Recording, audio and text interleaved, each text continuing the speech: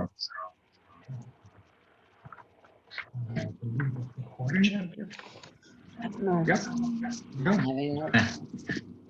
So this is week 8, and again, we're going to be starting in chapter 26. The place of the passage, and again, if you have your notes, that's where I'm going to be reading from here. It says in the previous section, we saw that the promises of God to Abraham are passed on to Isaac. However, the story of Isaac is ultimately told in the life of his son Jacob. Jacob's grasping at birth and manipulating of his brother Esau foreshadow the outright deception that Jacob engages in to steal Esau's birthright in Genesis 27. This section traces the consequences of Jacob's deception in his exile to Laban's country, as Jacob the deceiver is deceived and the manipulator is manipulated. The bigger picture, sinful deception banishes Jacob into personal exile. But the punishment of sin prepares Jacob for his encounter with God at Bethel and beyond.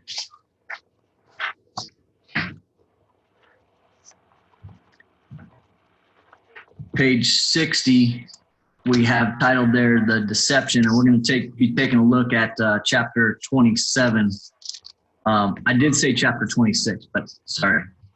Chapter 27 is where we'll be beginning.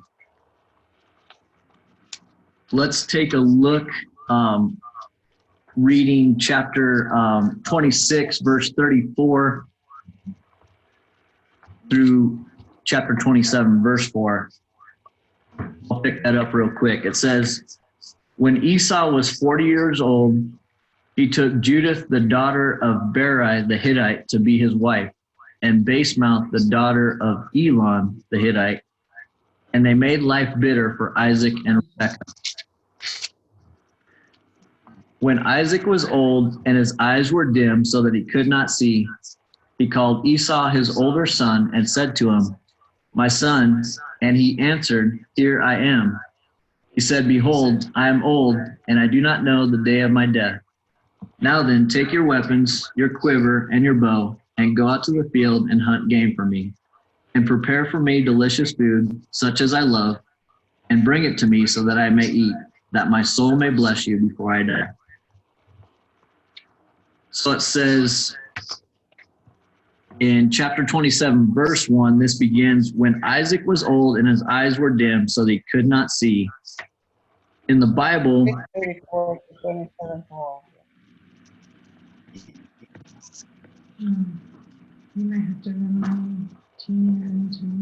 in the Bible, dim eyesight can refer not only to physical eyesight, but also spiritual discernment. While undimmed eyesight may symbolize physical and spiritual vigor. In light of these other passages, it seems that Isaac's dim eyes may be not only physical, but also spiritual. When Abraham was old, well advanced in years, his concern was singularly focused on providing a proper spouse for Isaac. What evidences are there for Isaac's lack of spiritual discernment in Genesis, in the passage we just read, 26:34 through 27:4? Real quick, before we look at that, we will pick up these verses. 1 Samuel in chapter 3, verses 1 and 2. If someone would read that, and then also Deuteronomy chapter 34, verse 7. Someone else would grab that, and we'll take turns here.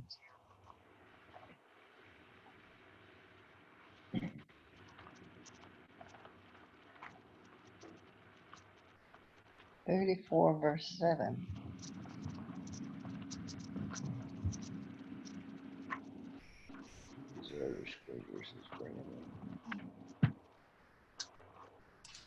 Okay. I've got 1 Samuel 3, 1 and 2. Now the boy Samuel was ministering to the Lord before Eli, and word from the Lord was rare in those days, and visions were infrequent. And it happened at that time, as Eli was lying down in his place, Now his eyesight had begun to grow dim, and he could not see well. And then it continues on. Thank you, Scott. And then I think, Teeny, Jim, did you guys have Deuteronomy?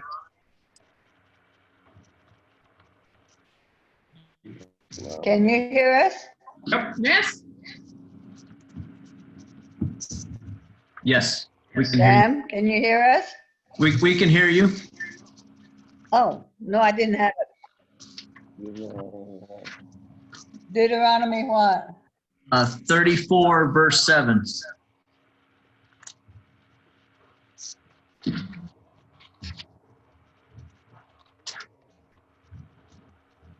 Moses was 120 years old when he died. His eyes were not dim, nor his natural vigor diminished.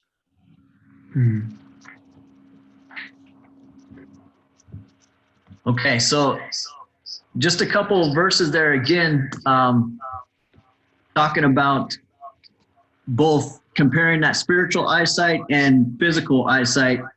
And here we have Moses into his later years, and yet it said still there was, his eye was undimmed and his vigor unabated. So there was still just this strength in Moses, and I believe it was just the anointing that the Lord had on Moses, in contrast with what we read about Eli, if you guys were able to hear Scott, and just rereading that section, it says, in verse 1, it says, "And the word of the Lord was rare in those days. There was no frequent vision. At that time, Eli, whose eyesight had begun to grow dim so that he could not see, was lying down in his own place." And so it was a time when hearing from the Lord was uncommon. And here you have Eli, and his vision had grown dim, possibly even referring to spiritual eyesight for Eli. So you just have this contrast here. And as we look back at our text with Isaac, we have some things to consider there as we look at those verses 26:34 through 27:4. And our question tonight says this: what evidences are there for Isaac's lack of spiritual discernment in this passage?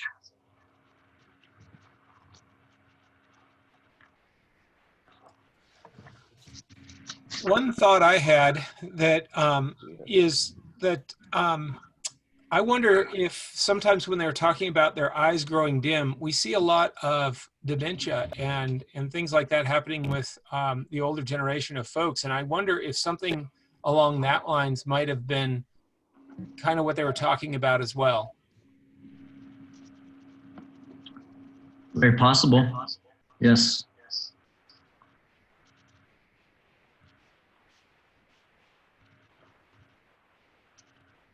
Anybody else picking up anything there in the verses in Genesis?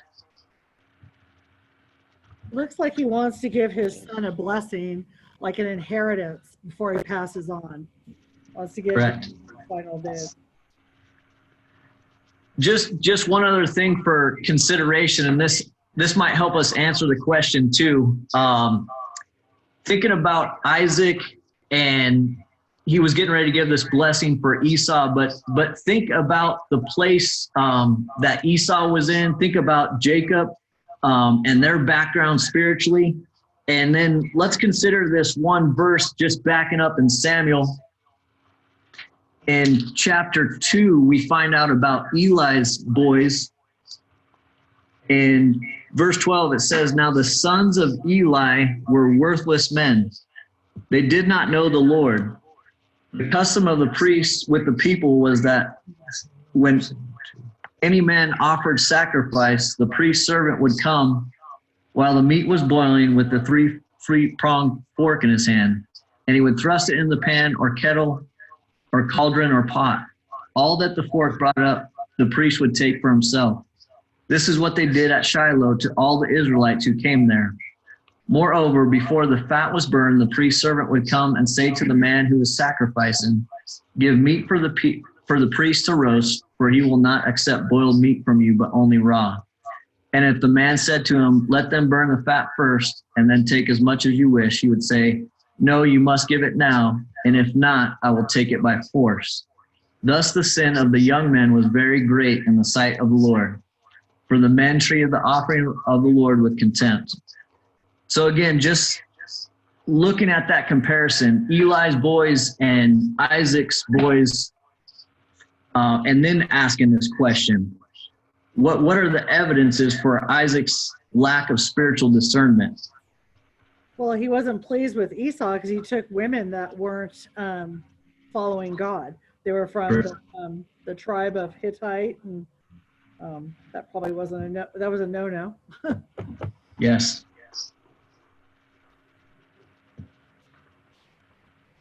I think sometimes it's hard to say that, you know, the children's behavior is due to the parents' parenting. But if you look at both the boys, you know, Esau was making bad choices as far as wives and some of the things that he was doing. And Jacob was definitely, you know, very deceitful. And even Rebecca was trying to get him to do things, and that just doesn't sound like a really great, you know, solid family situation. Correct. And we're going to look a little bit more at that this evening. It doesn't sound like a great family dynamic. It just seems like Isaac doesn't take the initiative to make certain that Esau doesn't marry pagan women. Abraham made certain that Isaac had a wife from the place that God had commanded, and Isaac doesn't take that same initiative for his son. Yeah. And then if you guys consider on page 64, it talks about eyesight and gives us a little just insight there. I won't read the whole thing. You guys can go back and read that, but in the middle it says, for both Isaac and Eli, their lack of spiritual discernment affected their children. Isaac failed to get a proper wife for his son Esau, and Eli failed to teach his sons properly the ways of the priesthood. So again, I think we discussed those. Pastor John brought that up. Sharon, you brought that up. So again, there's some more to cover there. I'll let you guys go back and read that. But moving on, let's consider the next question. We're going to read the story of chapter 27, which is a big chapter. And we'll break that up and help share that. But it says, and just keeping this in mind, it says, reading the story of Jacob and Rebekah's deception of Isaac in order for Jacob to get his blessing. While the deception succeeds, by the end of the chapter, it is clear that everybody loses. Isaac's spiritual blurriness leads to painful consequences for his entire family. And this is what we'll be considering. Note the painful consequences that are experienced by each of the individuals. And we're going to look at Isaac, Rebekah, Esau, and Jacob. So let's break this up. If someone would like to read, actually, Sharon, could you read for us verses 5 through 17? Sure.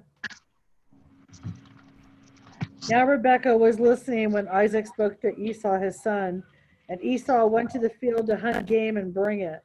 So Rebekah spoke to Jacob her son, saying, indeed, I heard your father speak to Esau your brother, saying, bring me game and make savory food for me, that I might eat it and bless you in the presence of the Lord before my day. Now therefore, my son, obey my voice according to what I command you. Go now to the flock and bring from me 2 choice kids of the goats, and I will make savory food for your father, such as he loves. Then you shall take it to your father, that he may bless it, that he may eat it, and that he will bless you before his death. And Jacob said to Rebekah his mother, Look, Esau my brother is a hairy man, and I am a smooth-skinned man. Perhaps my father will feel me, and I shall seem to be a deceiver to him, and I shall bring a curse on myself and not a blessing. But his mother said to him, Let your curse be on me, my son, only obey my voice and go get them for me. So he went and got them and brought them to his mother, and his mother made savory food, such as his father loved. Then Rebekah took the choice clothes of her elder son Esau, which were with her in the house, and put them on Jacob, her younger son. And she put the skins of the kids of the goats on his hands and on the smooth part of his neck. Then she gave the savory food and the bread which she had prepared into the hand of her son Jacob. And he went to, That's good. Thank you, Sharon. Are you guys able to? Yeah. Pastor John, if you could read verses 18 through 29. So he went into his father and said, My father.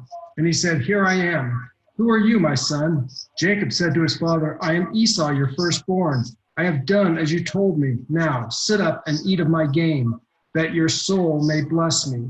But Isaac said to his son, How is it that you have found it so quickly, my son? He answered, Because the Lord, your God, granted me success. Then Isaac said to Jacob, Please come near that I may feel you, my son, to know whether you are really my son Esau or not. So Jacob went near to Isaac his father, who felt him and said, The voice is Jacob's voice, but the hands are the hands of Esau. And he did not recognize him because his hands were hairy like Esau's hands. So he blessed him. He said, Are you really my son Esau? He answered, I am. Then he said, Bring it near to me, that I may eat of my son's game and bless you. So he brought it near to him, and he ate, and he brought him wine, and he drank. Verse 29.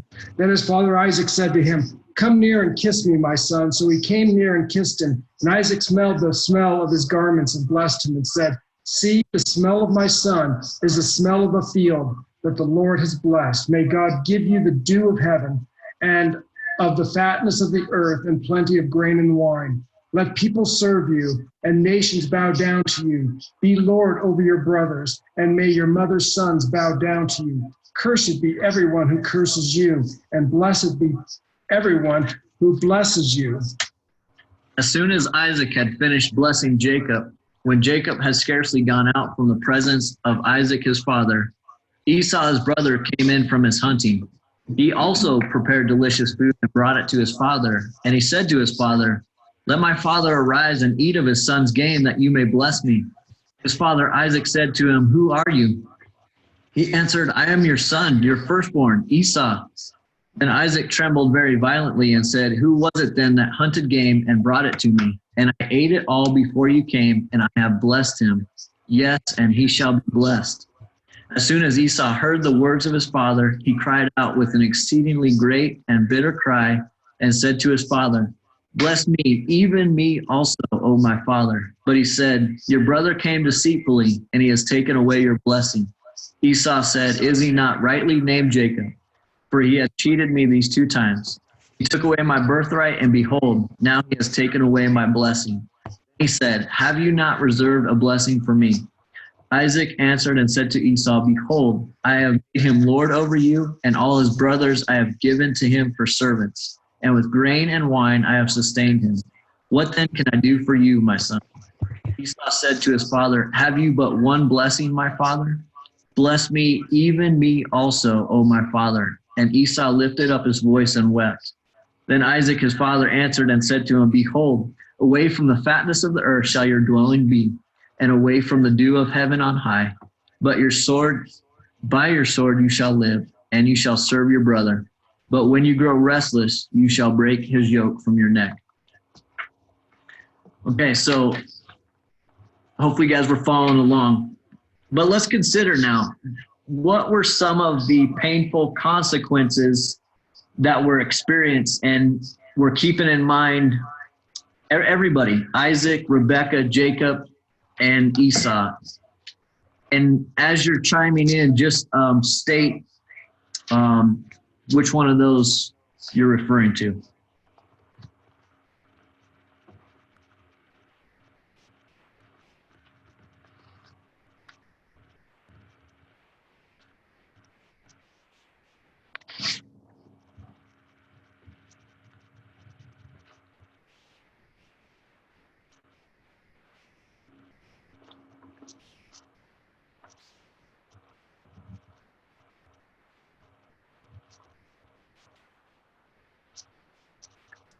Well, I'd say, I mean, if we're starting with Isaac, some of the things that Isaac had to deal with is he essentially lost Jacob as a son for a, I mean, I think Isaac had passed away by the time Jacob came back. I'm trying to remember, but I think he basically, he lost his son. He never got to say really a great goodbye to his son. He left because he was afraid he was going to get killed by Esau. So Isaac lost that time with his son, and had to bless the wrong son, and felt like he had cheated the son that he, had cheated Esau, and so he had all of those things that he had to deal with for the rest of his whatever's left of his life. Right. Yeah, and let's not forget, as Jacob or as Isaac's intention was to bless Esau, because he says, "Behold, I am old, and I do not know the day of my death." So this consideration was present for Isaac, that he was thinking death could be near. I want to make sure I have this blessing for my son, the firstborn. One thing I wanted to point out, it says in verse 33, "Then Isaac trembled very violently and said, 'Who was it then that hunted game and brought it to me?'" But I just think about that description there. It said Isaac trembling violently. I mean, that in itself could have easily brought him to his death just in that moment. I mean, I think about his trembling violently, what that moment must have felt like. I mean, his gut must have just dropped, or his heart sunk, and just that he was being deceived, that he was lied to, that he was betrayed. This moment of deception. And I wonder, again, was all of that placed on Jacob, or did Isaac at some point know that Rebekah had something to do with this? But regardless, just the betrayal that he went through, there was much pain that he dealt with, I'm sure, the last days of his life. Anything else, or we can move on to Esau?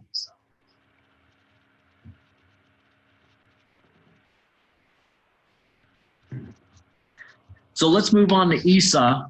And just to point out, there are a couple verses that can help us. But verse 34, 36, 38, and also verse 41 can just help us look at some of the painful consequences that Esau would face.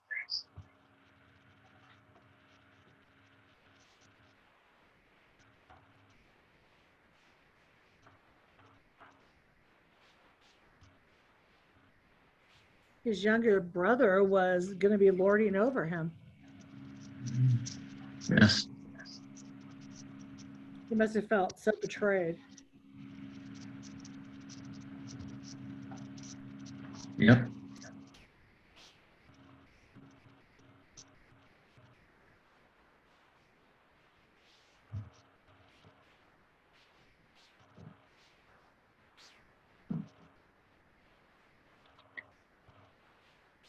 Anything else you guys are picking up on there?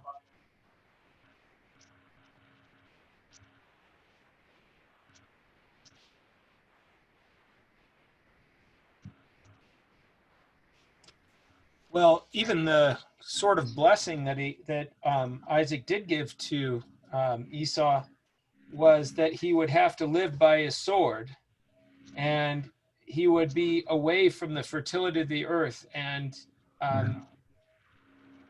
that he would be away from the dew of heaven above, and he would eventually get away from Jacob, but he was not going to have an easy life, essentially. Yes. Yeah, you see, it's some of the consequences. As it was going to be a very difficult life in front of him. And I know this gets to verse 41, but it says Esau hated Jacob, because of the blessing. So now Esau hates his brother. Yeah, and that was another good one. And I think, Sharon, just like you said, the fact that his younger brother was going to lord it over him, the fact that his younger brother deceived him, not just once, but now for the second time. And now he stole the blessing away. Now, because of these things, Esau's heart is filled with hatred towards his brother. And I mean, again, that's a painful consequence. I mean, to have a heart filled with hatred, that's a dark place to be. I was also going to say, I think there are repercussions of this that continue down through the generations.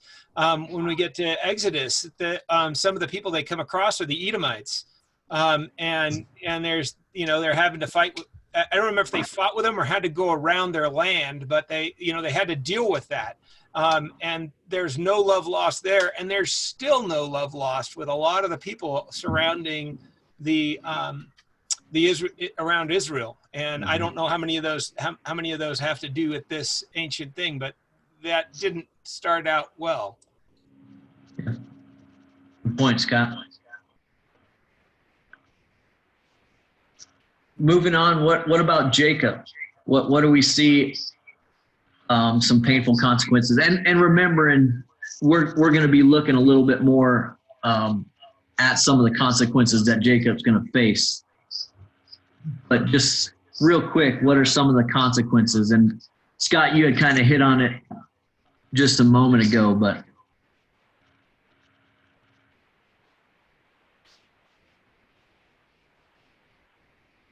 I don't know if this was a consequence to Jacob, but he had to lie to his dad. I mean, he may be a deceiver, but here he is. Are you my son Esau? And he answered, I am. And it's like, that's not deceiving. That's not, kind of just straight up, flat out lie.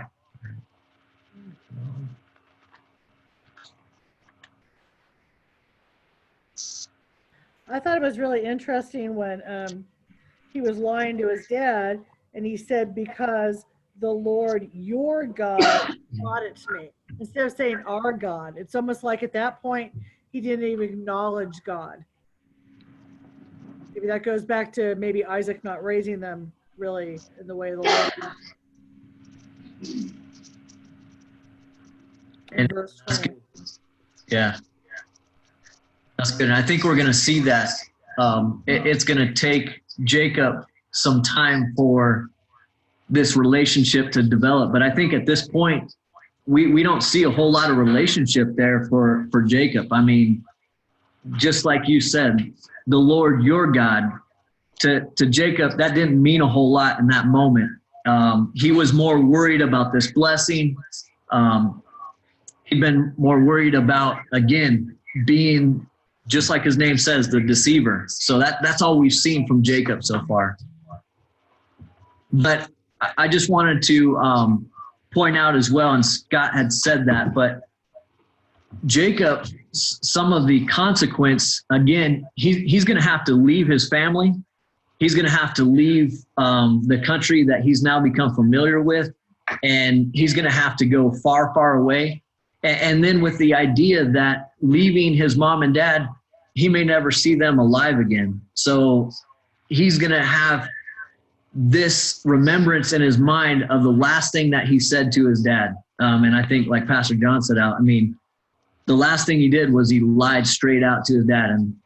And that may be the last thing he ever got to say to him. So he's got a painful consequence to live with. What about Rebecca as we look at her last? I mean, she's kind of in the background, but what are some painful consequences for Rebecca?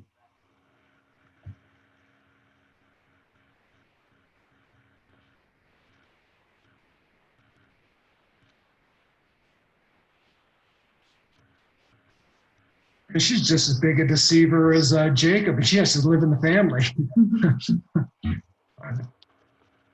You gotta live with your husband and your son, and you're the puppet master behind the whole thing.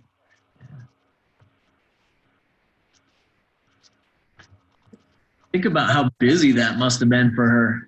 She's playing all sides and maybe trying to even appease all sides. I mean, going to bed at night, she must have just been a stressed out person. Just so many things going through her mind, and that must have ate away at her. Well, and you think, like, when you tell lies, if she's going to try to keep the lie up, she's going to have to tell another lie to cover that lie, and another lie to cover that lie. Either that, or she has to come straight out and tell them what happened, and that, as John was saying, was not going to make for real good family connections. Yeah. And this was brought up also, but I think for Rebecca, as the mom, you had this broken family. So, I mean, that had to be a painful consequence for a mother. I mean, her boys and her husband, this is who she was serving, and she's got this broken family. A son, Esau, who wanted to kill his brother, Jacob, who was closer to her. Now she has to send far, far away. And now a husband who's close to death, and who knows what this did to their relationship. So definitely some painful consequences for everyone in that situation. As we talked about last time, though, this was all sort of foretold, right when the boys were born.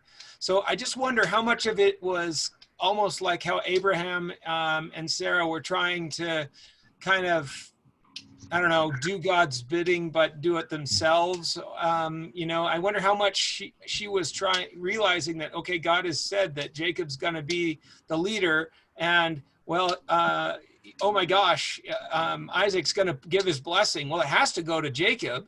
I better figure out how to make that happen real quick, because it's going to happen today. And, I wonder how much of that was going through her mind. That's good. Good point, Scott. And I think we see a lot of that from Abraham to Sarah, like you pointed out, now with Rebecca. And now as even we continue on in the story, we're going to see some of that same thing with the wives of Jacob, feeling like they got to put themselves in God's place to make things happen. Our next question, it says, what evidences do you see throughout Genesis 28 of God confirming to Jacob the same covenant promises made to his father Isaac and his grandfather Abraham? I'll let you guys go back and read chapter 28, but just so we can cover that, let's look at verses 13 through 15 together. And Megan, could you read that for us? 13. And behold, the Lord stood above it and said, I am the Lord, the God of Abraham your father, and the God of Isaac. The land on which you lie I will give to you and to your offspring. Your offspring shall be like the dust of the earth, and you shall spread abroad to the west and to the east and to the north and to the south. And in you and your offspring shall all the families of the earth be blessed. Behold, I am with you and will keep you wherever you go, and will bring you back to this land, for I will not leave you until I have done what I have promised you. And this should start to sound familiar to us. This promise that began with his grandfather Abraham, now had been passed down to Isaac, and now is being passed down to Jacob. So again, one thing in verse 15, and I think this is key for Jacob, especially what he's getting ready to go into, but he says, behold, I am with you and will keep you wherever you go, and I will bring you back to this land.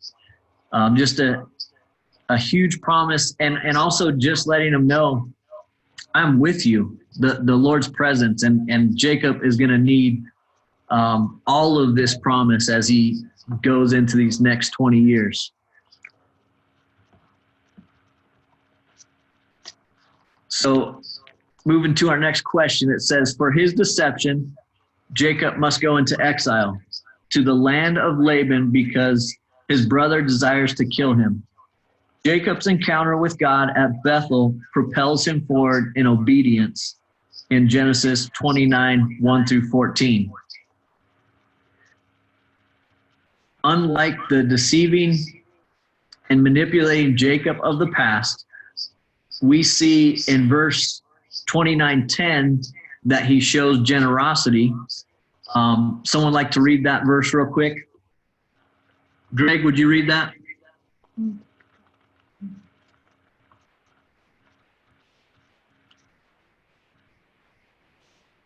Mm-hmm. Can you hear us, Greg? I'm sorry, I'll be honest, I was texting my boss. Can you say that again? No deception there. I got it. 29:10. 29:10. All right. Now, as soon as Jacob saw Rachel, the daughter of Laban, his mother's brother, and the sheep of Laban, his mother's brother, Jacob came near and rolled the stone from the well's mouth and watered the flock of Laban, his mother's brother. So again, there we're keeping in mind Jacob's generosity. And as we continue, it also says, and consider the candor to his uncle Laban that we pick up in verse 13. I'll read that. As soon as Laban heard the news about Jacob, his sister's son, he ran to meet him and embraced him and kissed him and brought him to his house. Jacob told Laban all these things. So in those verses, we may be seeing some change in Jacob's character, because up until this point, this wasn't the norm, that he was generous, that he was very open, the candor that he had with his uncle. So maybe some changes are happening in Jacob's life. As we continue, it says, however, in exile in the land of Laban, Jacob the deceiver feels the pain of deception. And we're going to read that. It says, we'll read that now, actually. 15 through 30. And Greg, are you with us? Would you like to read that? I will do my best. Genesis 29, 15 through 30. You got it. All right. So we're trying to multitask on my phone here, so hopefully you can still hear me. Then Laban said to Jacob, because you are my kinsman, should you therefore serve me for nothing? Tell me, what shall your wages be? Now Laban had 2 daughters. The name of the elder was Leah, and the name of the younger was Rachel. Leah's eyes were weak, but Rachel was beautiful in form and appearance. Jacob loved Rachel, and he said, I will serve you 7 years for your younger daughter Rachel. Laban said, it is better that I give her to you than I should give her to any other man. Stay with me. So Jacob served 7 years for Rachel, and they seemed to him but a few days because of the love he had for her. Then Jacob said to Laban, give me my wife, I may go into her, for my time is completed.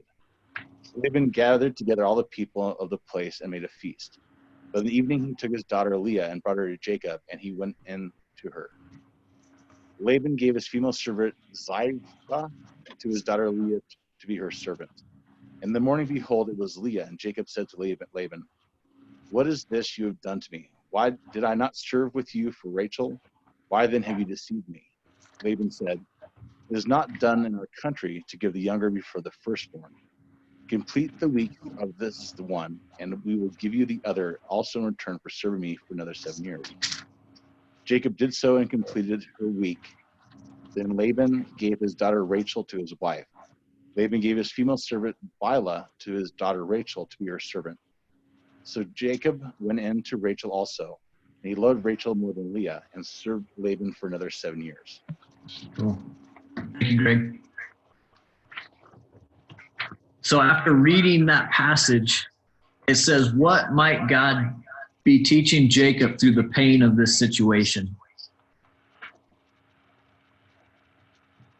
I mean, Jacob has spent all this time being deceitful, and then in return he gets deceived. I mean, that seems kind of a just punishment to me. Yeah. I mean, it's kind of rough for Leah and Rachel, but it is what it is.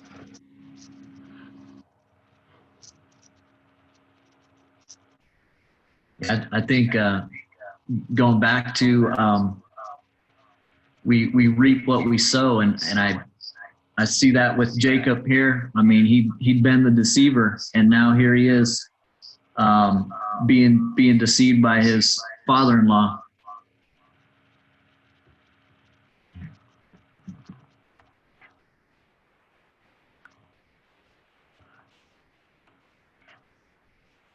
There was on page 64, it talks about discipline, and just considering these painful consequences, but how the Lord might be using this in Jacob's life. It says, God's disciplining hand is clearly upon Jacob. God's promises and purposes do not eradicate our responsibility. Even as God's promise and purpose so clearly rest upon Jacob, he still faces painful consequences of his actions in the land of Laban. Even though Christ has paid the price of our sin upon the cross, we still require the chastening of God's wise, fatherly hand to allure our hearts away from the world and toward Christ. In such times, God is treating us with love. He is treating us as his own children. We have a verse there. If someone like to read that, Hebrews 12:7.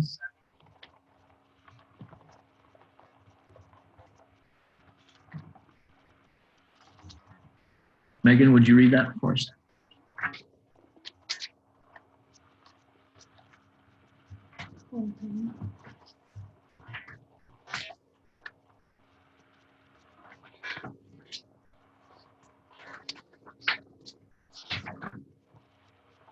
It is for discipline that you have endured. God is treating you as sons. For what son is there whom his father does not discipline? And even though it's painful, it's nice to know that again, like Hebrews says, if we're a son, then we're going to be disciplined at that. Hebrews. Yeah. I had a couple of thoughts that kind of came to me. The first one was when Greg said it was kind of a bummer for Rachel and Leah. It was kind of a reminder to me that sin doesn't just hurt the person that sins. So in this case, it was her father, Laban. It doesn't hurt just the person who sins, but hurts those around him who may have been innocent. I also was thinking about all the deceptions that Abraham had with like letting Sarah kind of saying it's his sister instead of his wife, and how that came down to Rachel, and how those deceptions, you know, there's that verse that talks about the sins of the fathers will be I don't remember, will be put upon the sons or the children. And a lot of times I think that that's just like a predisposition that we have by watching our parents' behavior. Yeah, that's good. I think a lot of times we see those sin patterns passed down from one generation to the next.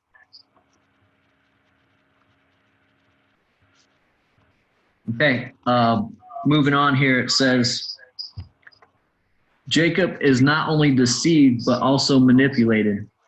While Jacob should have known the pain of favoritism because of his father's favoritism toward Esau, he shows the same favoritism toward his wife, Rachel. As a result, Jacob is manipulated by his own wives repeatedly in 29:31 through chapter 30, verse 24. So let's go ahead and read that section Um, Pastor John, you want to read through verse 13? Yes. Starting with 31. Right? 31. Yeah. When the Lord saw that Leah was hated, he opened her womb, but Rachel was barren. And Leah conceived and bore a son, and she called his name Reuben, for she said, because the Lord has looked upon my affliction, for now my husband will love me. She conceived again and bore a son, and said, because the Lord has heard that I am hated, he has given me this son also. And she called his name Simeon. Again she conceived and bore a son, and said, now this time my husband will be attached to me, because I have borne him 3 sons. Therefore his name shall be called Levi. And she conceived again and bore a son, and said, this time I will praise the Lord. Therefore she called his name Judah. Then she ceased bearing. When Rachel saw that she bore Jacob no children, she envied her sister, or especially bore Jacob no children. She envied her sister. She said to Jacob, give me children, or I shall die. Jacob's anger was kindled against Rachel, and he said, am I in the place of God, who has withheld from you the fruit of the womb? Then she said, here is my servant Bilhah. Go into her, so that she may give birth on my behalf, that even I may have children through her. So she gave him her servant Bilhah as a wife. Jacob went into her, and Bilhah conceived and bore Jacob a son. Then Rachel said, God has judged me, and has also heard my voice and given me a son. Therefore she called his name Dan. Rachel's servant Bilhah conceived again, and bore Jacob a second son. Then Rachel said, with a mighty wrestlings I have wrestled with my sister and have prevailed.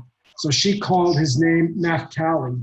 Then when Leah saw that she had ceased bearing children, she took her servant Zilpah and gave her to Jacob as a wife. Then Leah's servant Zilpah bore Jacob a son. And Leah said, good fortune has come. So she called his name Gad. Leah's servant Zilpah bore Jacob a second son, and Leah said, happy am I, for women have called me happy. So she called his name Asher. In the days of wheat harvest, Reuben went and found mandrakes in the field and brought them to his mother Leah. Then Rachel said to Leah, please give me some of your son's mandrakes. But she said to her, is it a small matter that you have taken away my husband? Would you take away my son's mandrakes also? Rachel said, then he may lie with you tonight in exchange for your son's mandrakes. When Jacob came from the field in the evening, Leah went out to meet him and said, you must come in to me, for I have hired you with my son's mandrakes. So he lay with her that night. And God listened to Leah, and she conceived and bore Jacob a 5th son. Leah said, God has given me my wages, because I gave my servant to my husband. So she called his name Issachar. And Leah conceived again, and she bore Jacob a 6th son. Then Leah said, God has endowed me with a good endowment. Now my husband will honor me, because I have borne him 6 sons. So she called his name Zebulun. Afterwards she bore a daughter and called her name Dinah. Then God remembered Rachel, and God listened to her and opened her womb. She conceived and bore a son and said, God has taken away my reproach. And she called his name Joseph, saying, may the Lord add to me another son. So just in considering that section, describe some ways in which we see Jacob himself being manipulated by his wives.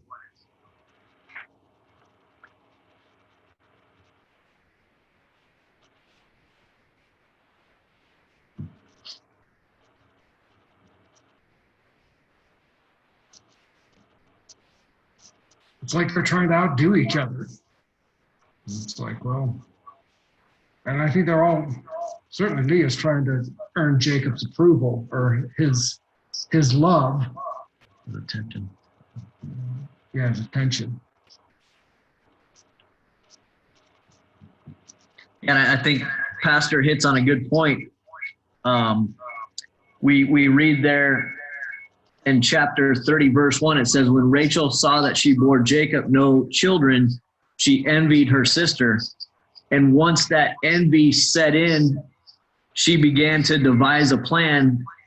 And with that plan, it was like whatever it took to get even with her sister. But then there was no stopping. Then when she did something, Leah did something. And then when Leah did something, Rachel had to do something else. But again, I think it points even back to Rachel now is stepping in to the place of God, trying to do something and placing her Bilhah, one of her servants, in the place of burying her child. So again, we see this pattern, this sin pattern continuing, like we were talking about. Do you think there's a parallel with Abraham and Sarah? They gave a servant. Shouldn't have Isaac said no to the servant? Oh, Jacob. Or Jacob. Like, because they're manipulating him with their emotion about not having children and wanting more children, and here, take my servant and sleep with her so I can have children through her. But like, shouldn't he said no to that? So think about this. When we started the night, we were talking about just spiritual eyesight. And I think this was something that wasn't developed for Jacob yet, even as we talked about his relationship and where he was at with the Lord. Up until this point, there wasn't even a relationship. And we know just before he goes into Laban's country, the Lord appears to him and says, Jacob, I'll be with you and I'll bring you back to this land. And there was some beginning interaction there, but Jacob still doesn't have a relationship. And I think we can see that here as we open in chapter 30, as Rachel says, Jacob, give me children or I shall die. And Jacob's response here, it says, Jacob's anger was kindled against Rachel, and he said, am I in the place of God? And Jacob's response is like, what have I to do with this woman? Am I in the place of God? And he puts it all on the Lord. But consider back, we read last week, when Rebekah was barren, what did Isaac do?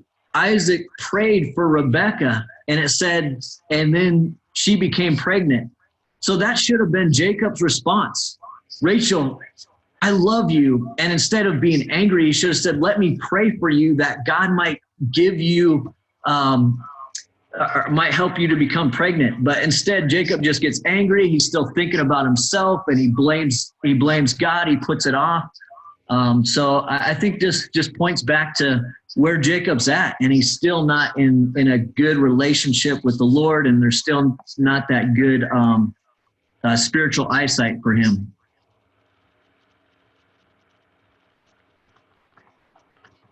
Anything else, you guys?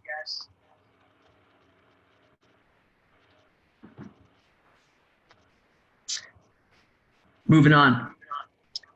So we read about Jacob's relationship with Laban, and that's continued through the end of this chapter. We'll read that in a moment. Consider this. Laban tries to cheat Jacob out of his wages by removing the striped and spotted goats and black lambs from the flock. However, Jacob employs an odd mating technique that works to his favor, and he prospers. How does Jacob experience God's grace in the face of Laban's manipulative techniques here? Let's read the rest of this section, and then we will consider this.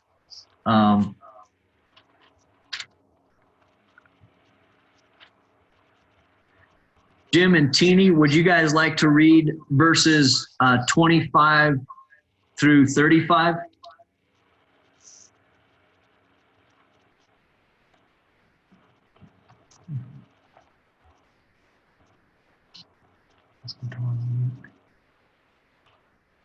Jim and Teeny, if you're with us, you'll just have to unmute your button.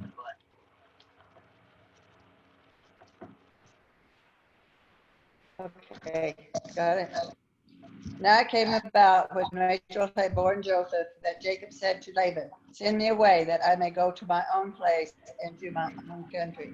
Give me my wives and my children for whom I have served you, and let me depart for you yourself. Know my service which I have rendered you. But Laban said to him, am I in the right chapter? 30. Again.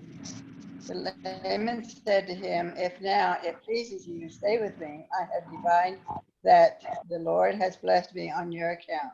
He continued, name me your wages and I will give it. But he said unto him, you yourself know how I have served you and how your cattle have fared with me.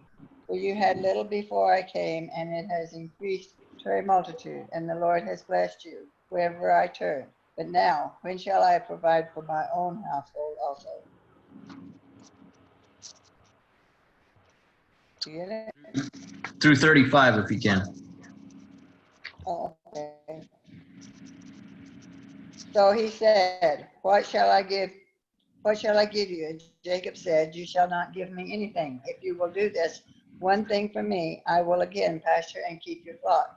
Let me pass through your entire flock today, removing from there every speckled and spotted sheep, and every black one among the lambs, and the spotted and speckled among the goats, and such shall be my wages. So my honesty will answer to me later, when you come concerning my wages.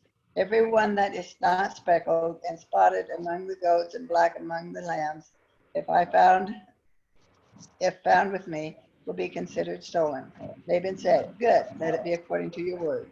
So he removed on that day the striped and spotted male goats and all the speckled and spotted female goats, every one with white in it, and all the black ones among the sheep, and gave them unto the care of his sons. And he set a distance of 3 days' journey between himself and Jacob pastured the rest of Laban's flock. Then Jacob took fresh sticks of poplar and almond and plane trees and peeled white streaks in them, exposing the white of the sticks. He set the sticks that he had peeled in front of the flocks in the troughs, that is, the watering places where the flocks came to drink. And since they bred when they came to drink, the flocks bred in front of the sticks, and so the flocks brought forth striped, speckled, and spotted. And Jacob separated the lambs and set the faces of the flocks toward the striped and all the black in the flock of Laban. He put his own droves apart and did not put them with Laban's flock. Whenever the stronger of the flock were breeding, Jacob would lay the sticks in the troughs before the eyes of the flock, that they might breed among the sticks. But for the feebler of the flock, he would not lay them there. So the feebler would be Laban's and the stronger Jacob's. Thus the man increased greatly and had large flocks, female servants and male servants and camels and donkeys. So in reading this passage, how does Jacob experience God's grace in the face of Laban's manipulative techniques here?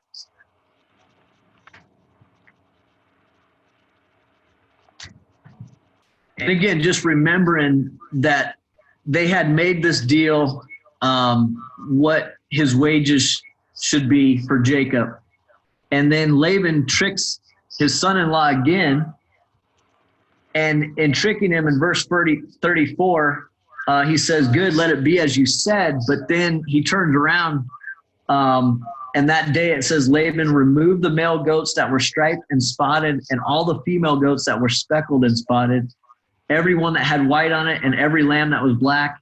And he put them in the charge of his sons, and he set them in an opposite direction. So all of Jacob's wages here just disappeared in front of his eyes. So think about that, and then think about Jacob's response as we continue to read. Jacob doesn't give up. He keeps working. And consider this. How does Jacob experience God's grace in the face of what Laban just did to him? Well, if he follows the rules and he obeys, he's rewarded. And when he doesn't follow the rules and when he doesn't tries to be deceitful, he's punished. Yeah. And I think we see that, Jacob continues to do what he should do, and he's going forward, and the Lord is blessing him because of it. Almost like for the first time, he's honest. Maybe because he didn't have another option. I mean, he was now in the position of being deceived, so.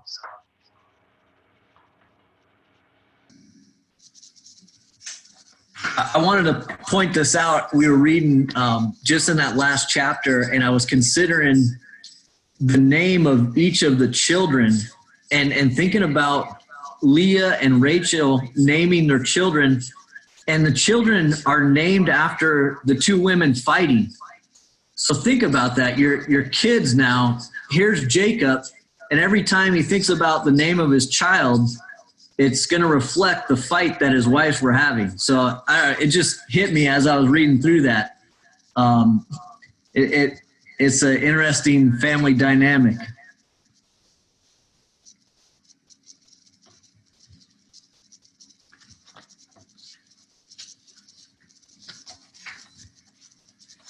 Let's read on page 65.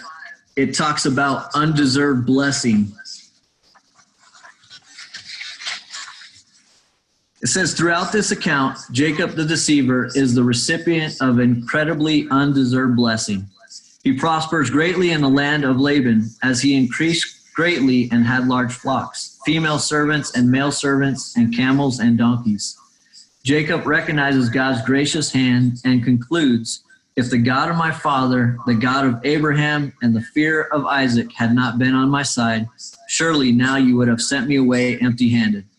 God saw my affliction and the labor of my hands.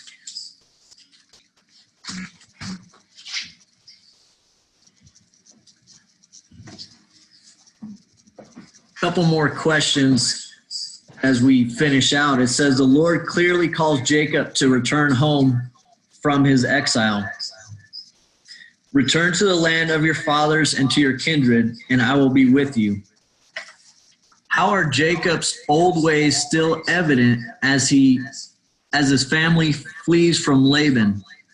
And let's just consider verses 20 and 21 in chapter 31. Megan, would you read that for us? And Jacob tricked Laban the Aramean by not telling him that he intended to flee. He fled with all that he had and arose and crossed the Euphrates and set his face toward the hill country of Galilee. So what are some of Jacob's old ways that are evident here? Well, he's still being deceitful. I mean, he's not being honest about leaving. He's lying. Yeah. He waits for a moment when Laban's not looking and he sneaks his family away. So some of that old deceitful pattern is popping up for Jacob again. I mean, I get that, but I don't blame the guy, man. Laban's shown himself to be distrustful, not to be trusted. And at some point, Jacob's protecting his family. And we'll read here verses 43 through 55.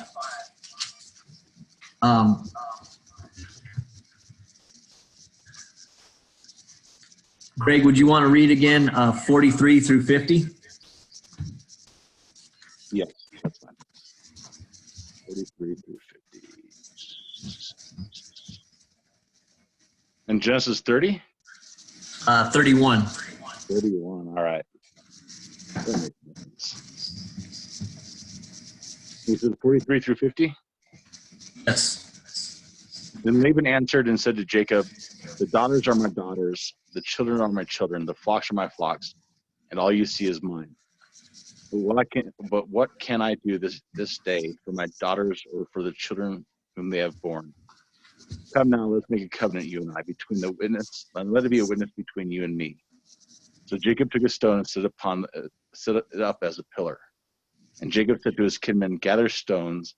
They took stones and made a heap, and they ate there by the heap. Laban called it Jegar Salutha, but Jacob called it Gilead. Laban said, this heap is a witness between you and me today, and therefore he named it Gilead. And in Mizpah, for he said, the Lord watch between you and me when we are out of one another's sight.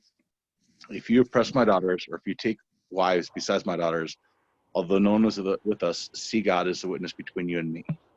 All right. And Scott, would you finish that out, 51 through 55?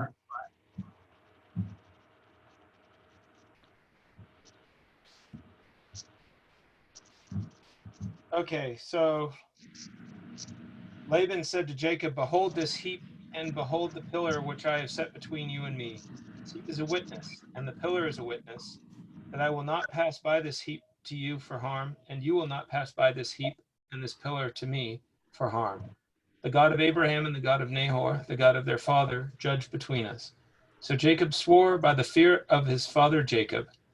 Then Jacob offered a sacrifice on the mountain and called his kinsmen to the meal. And they ate the meal and spent the night on the mountain. And early in the morning, Laban rose and kissed his sons and his daughters and blessed them. Then Laban departed and returned to his place. I had a thought too, just on your last comment. I'm sorry, I was getting ready to talk about that. Another reason that Jacob may have jetted out of there so quickly is because Laban had a history of trying to delay anybody leaving. Like if you look at back when Abraham sent his servant to go and get a wife for Isaac, Laban's like, "Hey, why don't you just stay here for a few days, 10 days, just chill out and eat with us, and you can hang out with us." And he just had a hand of trying to keep people there with him, especially when there were people that God had blessed. And Jacob, and he did that over and over with Jacob. "Well, just stay here. Oh, well, you can work another 7 years for that other daughter. Oh, well, you can work it." He's like, "I'm done with you, man. I'm out." And he just took off because he knew if he said, "Okay, we're getting ready to leave," he would never get out of that place. Yeah. And the only thing that I would say there, and I would encourage you guys to go back and read through chapter 27 through 31, because we skipped over a lot of stuff. But in chapter 31, it opened with, "Now Jacob heard that the sons of Laban were saying, 'Jacob has taken all that was our father's, and from what was our father's he has gained all this wealth.' And Jacob saw that Laban did not regard him with favor as before."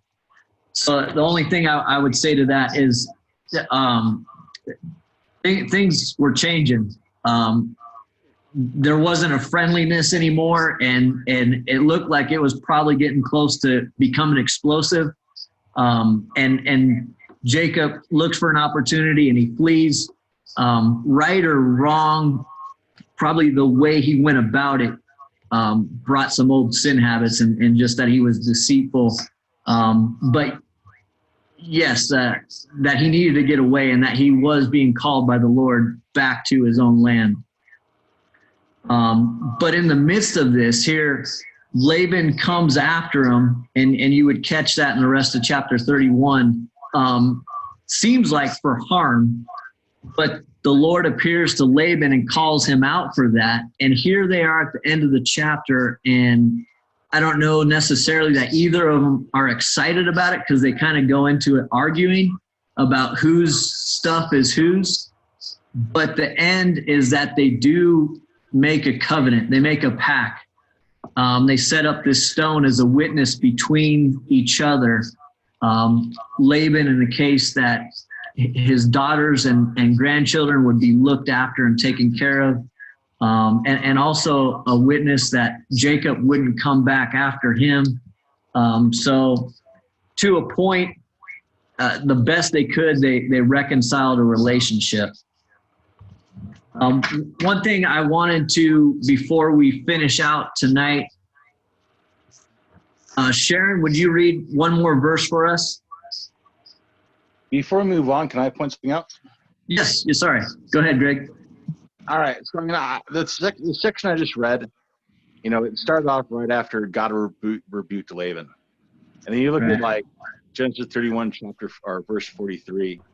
He's like, "The daughters are my daughters, the children are my children, the flocks are my flocks, and all you see is mine." You don't see, we see him say "my" or "mine" 6 times in that one verse.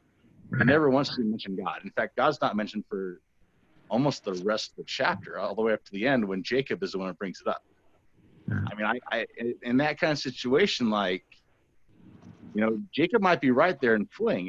If this is supposed to be a covenant of God and people of God, and all of a sudden he's going on about this is mine, and this is mine, and this is mine, and this is mine. That's not really the proper stance, you know? It's true. Yeah, I would agree. Yeah, Laban's not in a good place. And I think, again, that whole relationship probably would have become explosive if God wouldn't have intervened and confronted Laban on his way after Jacob. I think there definitely could have been some fighting that was going to happen. So, Sharon, would you read for us Matthew chapter 6, verse 22 and 23?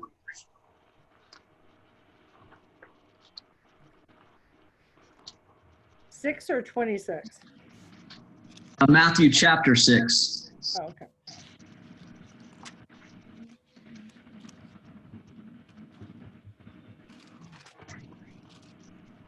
And 22 and 23.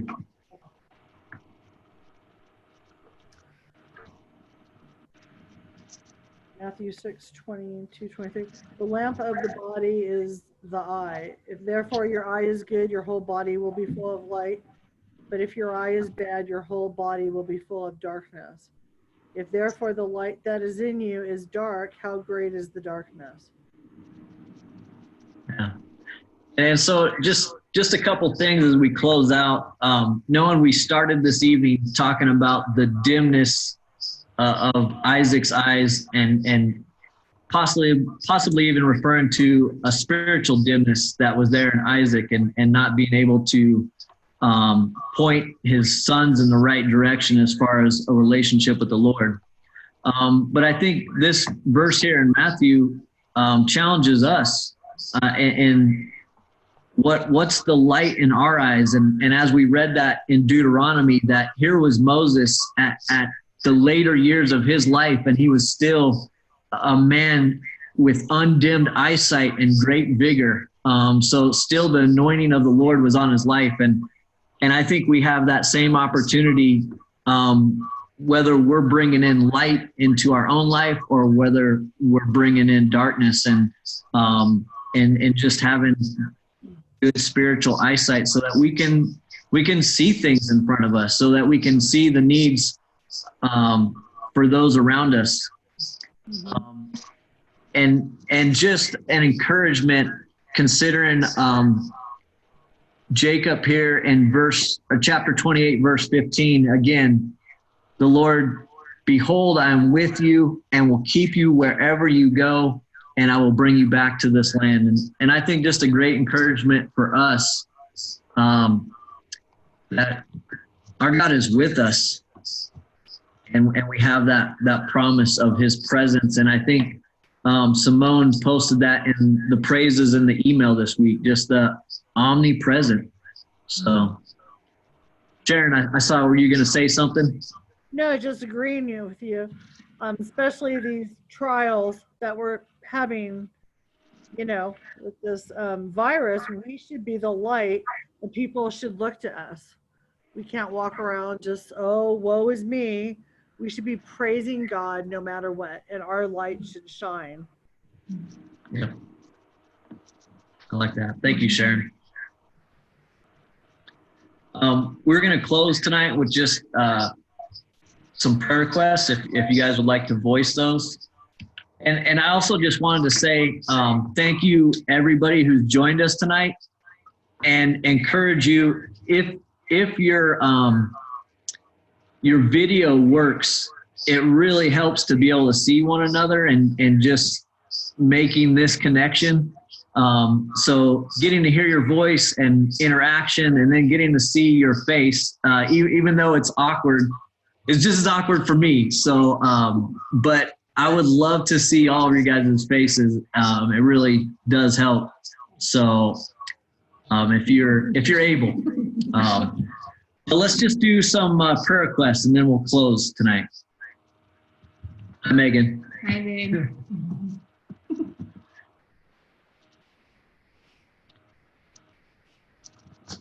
There's a prayer request for Chase Denton. He threw out his back. So we want to keep him up in prayer. And then also baby Theo, he's coming off of a serious cold. So he's kind of been fussy and has all those allergies. So he can't even use the sleep sitting up, because you don't want all that going to the baby's brain, And we had talked about that a little bit too. Chase and his family and a lot of the other workers out there at the camp, their jobs right now, it sounds like they're all going to be laid off. So just keeping them in prayer as they're going to have to find another job or another way to provide for their family. There's a number of families out there at the camp that are going to be losing that job. So just praying for them.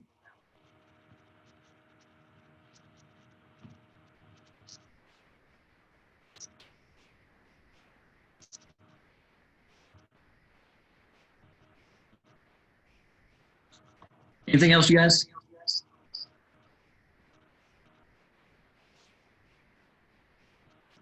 I guess I mean, that's kind of general, but for my students, that you would just help them to adjust to this new way of doing things for a while, and help them to deal with the fact that they can't get to hang out with their friends and they can't get out of the house. And it's driving me insane. I'm pretty sure it's driving them insane. So.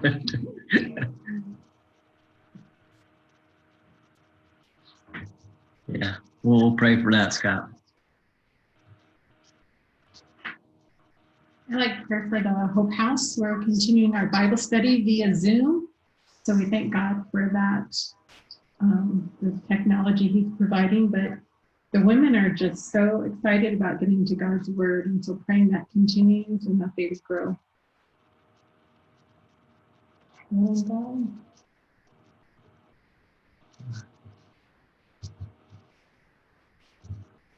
All right, and we'll keep those prayer requests lifted up.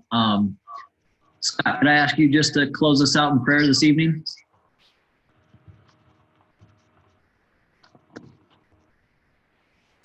Sure, I can do that. Dear Lord, we just thank you. We thank you that you are a God in control of all things, that you're controlled of all this that's going on around us, and that your will is done here, Lord. And we just we ask you to please take care of us and help us to make good decisions as a church and as just as individuals. Best way to connect with those around us, and yet, not put anybody at risk. So just help us to balance those things, Lord. And I ask that you would bless our students that are at home right now and help them to adjust to this new way of doing things, and help. I pray for our leaders that they would make the wise decisions and when the good time to come back is, and just balance the economy with people's health. Also, I asked specifically for Chase Denton that you would bless him as well. I'm worried about his back, Lord. And so I just thank you, Lord, for all you've done for us. In Jesus' name. Amen. Thank you, Scott. Again, thank you, everybody, and everybody have a blessed night. You too. Thanks. Thanks, guys. night, everybody.